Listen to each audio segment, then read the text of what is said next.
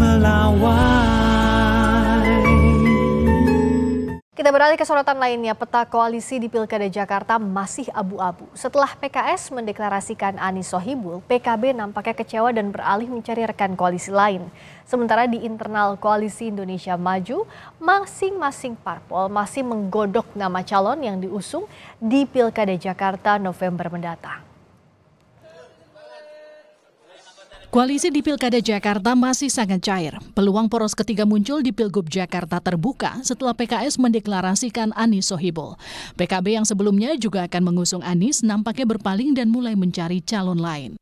Model memborong begini, memborong figur untuk partai yang tidak memenuhi dan tidak punya golden ticket, menurut saya bahaya itu. Ya bisa bahaya dektul, bisa nggak dapat teman mitra koalisi.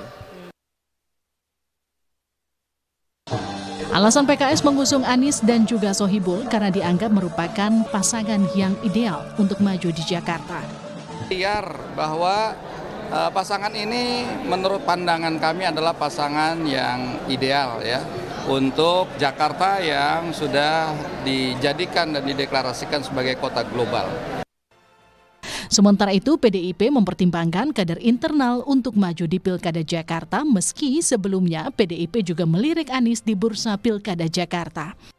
Gelorakan oleh semangat untuk mendorong kader-kader partai melalui proses pelembagaan partai, sekolah partai, sehingga skala prioritas utama adalah kader partai yang kita dorong. Partai Amanat Nasional mengaku belum ada titik temu di Koalisi Indonesia Maju soal siapa sosok yang akan diusung di Pilkada Jakarta. Waketum PAN Yandri Susanto menyebut masing-masing parpol punya jagoan tersendiri. Terutama Jawa ya. Saya kira di Koalisi Indonesia Maju itu memang dibicarakan secara intensif karena masing-masing punya jago ya kan. Ini yang mau dicari titik temu dulu. PAN punya jago, Golkar punya jago, Gerindra punya jago, Demokrat punya jago. Kan nggak mungkin semua maju kan kalau ingin sama-sama satu koalisi. Nah inilah yang sedang kita ramu. Tapi bukan berarti nanti kalau di akhir pembicaraan itu ada tidak titik temu ya bisa jadi masing-masing bisa maju. Asal ada kandidatnya dan cukup koalisinya. Wakil Ketua Umum Partai Golkar Ahmad Doli Kurnia menyebut situasi politik berubah saat Anies dan Ahok muncul di bursa Pilkada Jakarta. Golkar yang awalnya menyiapkan Ridwan Kamil di Pilkada Jakarta mulai mempertimbangkan Ridwan Kamil kembali dimajukan di Pilkada Jawa Barat. Itu kami kan berasumsi ya, di Jakarta mungkin setelah Pileg dan Pilpres akan semuanya mulai dari awal, dari nol. Karena Pak Anies kan waktu itu menjadi calon presiden. Kita berhitung ya kayaknya rasa-rasanya Pak Anies sudah masuk di level nasional, kok turun lagi di Jakarta. Sejauh ini tidak ada satupun partai politik yang bisa mengusung sendiri calonnya di Pilkada Jakarta.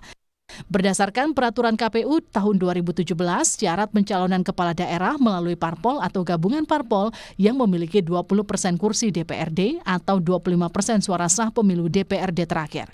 Sementara hasil perolehan kursi DPRD Jakarta pada pemilu tahun 2024, PKS mendapatkan 18 kursi, PDIP 15 kursi, dan Gerindra 14 kursi.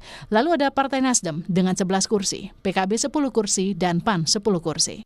Nama Anies, Ahok hingga Ridwan Kamil mencuat di Pilkada Jakarta.